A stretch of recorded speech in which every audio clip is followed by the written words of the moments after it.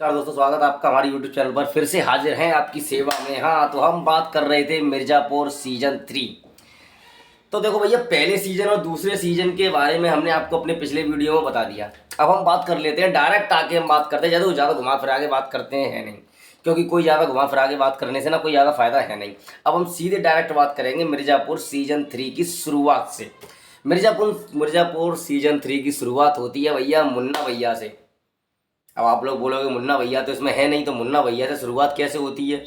तो भैया, जो मिर्ज़ापुर सीजन 2 का अंत कहाँ हुआ था, उसका दी एंड कहाँ हुआ था, मुन्ना भैया को गुड्डू पंडित ने जान से मार दिया, उसका दी एंड वहीं होता है।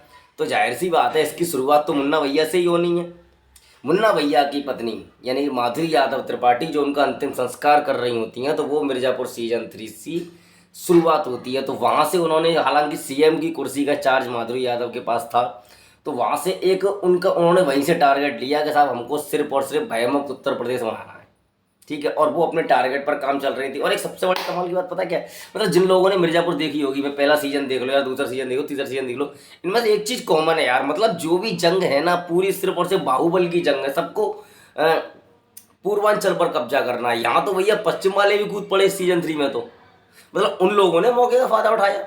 ये आपको लास्ट एपिसोड में पता चलेगा, 10वें एपिसोड में, कि उनको जो मुनव्वर मियाँ हैं उनको जिम्मेदारी सौंपी गई थी कि पूर्वांचल की जो गद्दी है, मिर्ज़ापुर की गद्दी पर कौन बैठेगा, क्योंकि जो मिर्ज़ापुर की गद्दी पर बैठेगा पूर्वांचल का कंट्रोल उसके हाथ में होगा।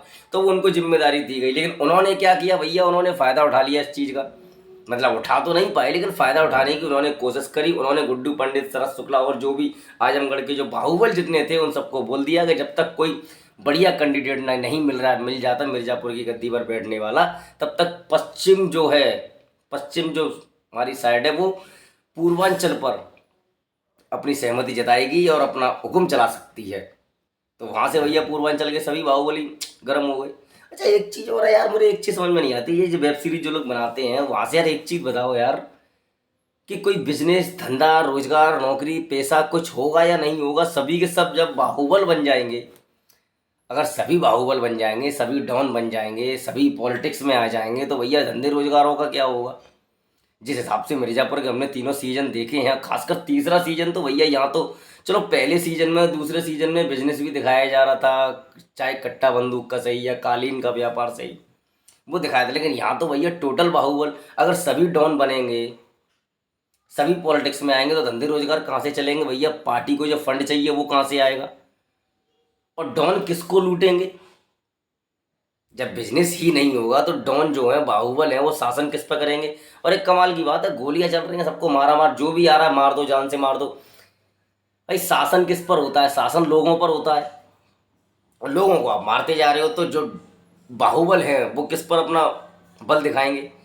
और जो सीएम पीएम जो भी पॉलिटिशियन हैं, वो शासन किस पर करेंगे? वोट किससे लेंगे? क्योंकि यहाँ तो भैया, हाँ, इसमें अगर आप सीजन 3 देखेंगे तो सबसे अच्छा उद्देश्य आपको लगेगा जो माधुरी यादव जो सीएम है वहाँ की, उत्तर प्रदेश की, तो उनका उद्देश्य मुझे इसमें सबसे बेटर लगा है। क्योंकि उनका उद्देश्य केवल यही है कि भयमुक्त उत्तर प्रदेश। वो इसलिए कि उनके पति की जान वो गई थी, वो सिर्फ और सिर्फ रंजिश में ही गई थी। और भयमुक्त उत्तर प्रदेश का मतलब यही है, और वो उसमें कामयाब भी होती हैं। लेकिन सबसे बड़ी चीज़ ये है, पहले सीजन दूसरे सीजन में जो नहीं देखने को मिला, वो इस सीजन देखने को मिल गया। पहले सीजन दूसरे सीजन में कोई भी बाहुबल जेल नहीं गया था, लेकिन यहाँ भैया रौफ लाला जेल चले गए, उनकी तो जेल में मृत्यु तक हो जाती है।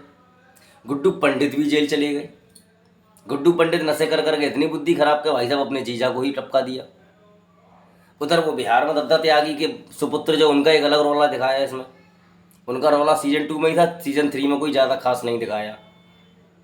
सीजन 3 में अगर आप बात करेंगे तो खास कुछ मेरे हिसाब से तो नहीं। यहाँ पॉलिटिक्स थोड़ी ज़्यादा है, तो जो लोग पॉलिटिक्स के शौकीन हैं तो उनके लिए पॉलिटिक्स थोड़ी ज़्यादा है। लेकिन अगर आप देखेंगे तो बाहुबली बाहुबल है, इसके अलावा कुछ है नहीं। स्क्रिप्ट अगर आप देखेंगे तो पहले सीजन और दूसरे सीजन की स्क्रिप्ट ज़्यादा अच्छी है। सीजन 3 की स्क्रिप्ट इतनी अच्छी है भी नहीं। लेकिन सस्पेंस यहाँ छोड़ा है, सस्पेंस यहाँ ये छोड़ा है कि एक तो गुड्डू पंडित जेल में गई, रौफ लाला जेल में गई, रमाकांत पंडित जेल में गई। जेल में सबसे ज़्यादा जो लोग गए हैं वो सीजन 3 में ही गए हैं, सीजन 1 और सीजन 2 में नहीं गए हैं। वहाँ तो सीधे मारकाट हो रही थी। रमाकांत पंडित ने सरेंडर कर दिया, रौफ लाला जेल चले गए।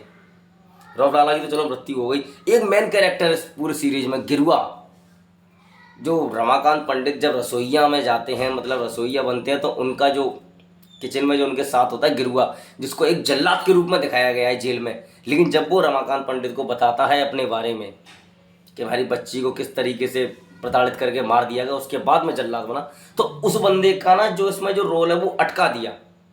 वो कैरेक्टर अभी तक सस्पेंस में है, अभी तक अटका है। दत्ता त्यागी के सुपुत्र ने गोलू को जिंदा क्यों छोड़ा? हालांकि गोलू भाग के आई है, जिंदा तो कर नहीं छोड़ना चाह रहा था वो। दत्ता त्यागी के सुपुत्र की पत्नी क्यों मरी, वो भी एक सस्पेंस है। गिरुआ का कैरेक्टर अभी सस्पेंस में है।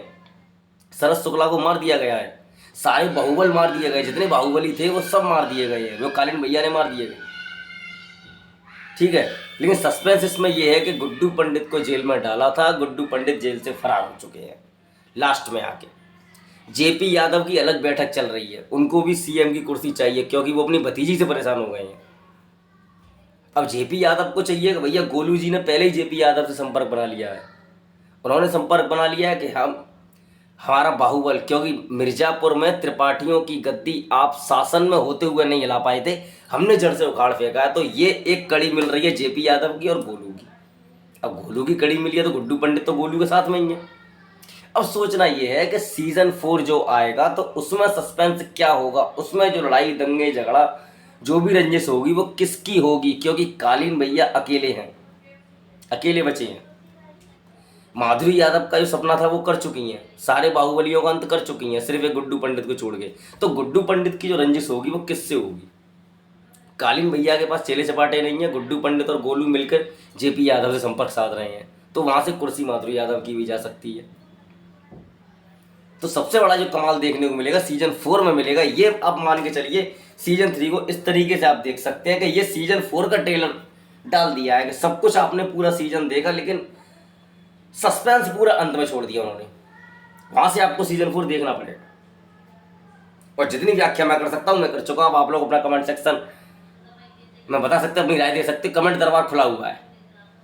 और स्पेशल रिक्वेस्ट मेरी यही है कि मेरी वीडियो को लाइक कर दीजिए, कमेंट करिए, शेयर कर दीजिए और मेरे चैनल को सब्सक्राइब करके बेल आइकन ऑल पर जरूर क्लिक कर दीजिएगा। धन्यवाद।